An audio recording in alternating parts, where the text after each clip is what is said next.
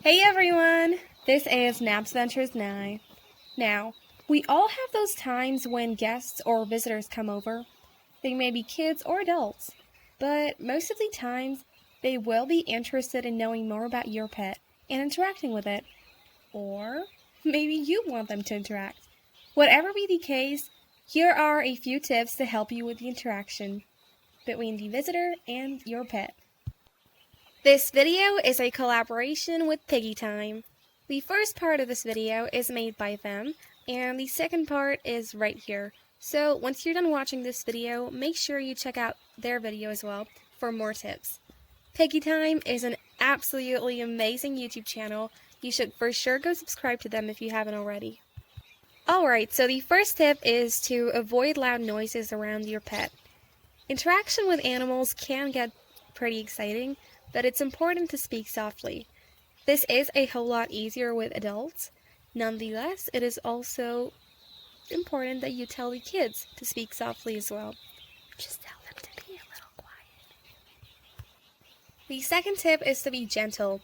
Be gentle in terms of how you're handling your pet, as well as how you're teaching your visitors to handle the pet, because sometimes people may or may not know how to properly handle an animal, and that's okay because you can teach them that. That is basically the second tip, which is to be gentle.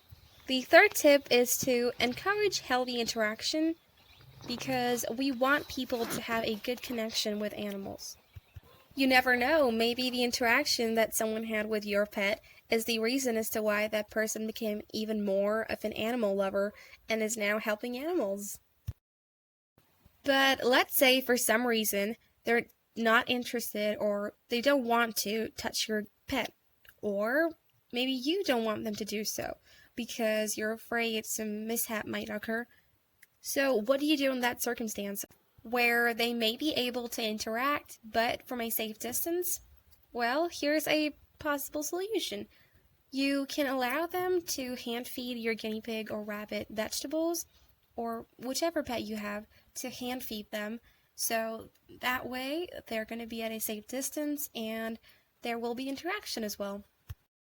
The next tip is along these same lines, because watching these sweet creatures itself is so entertaining, and you can tell the child or the adult to just sit down and watch them if they like to. Moving on to the last tip for now, which is not exactly a tip, but more like a little something to keep in mind.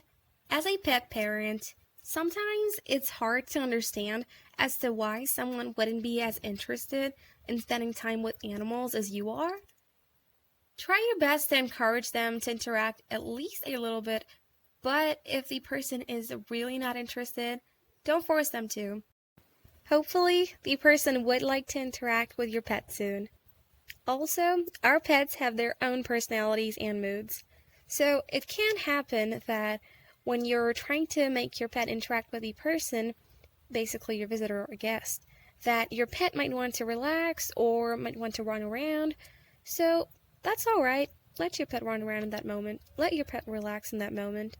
Maybe don't force them to interact with the person. Maybe you can make them interact some other time, you know?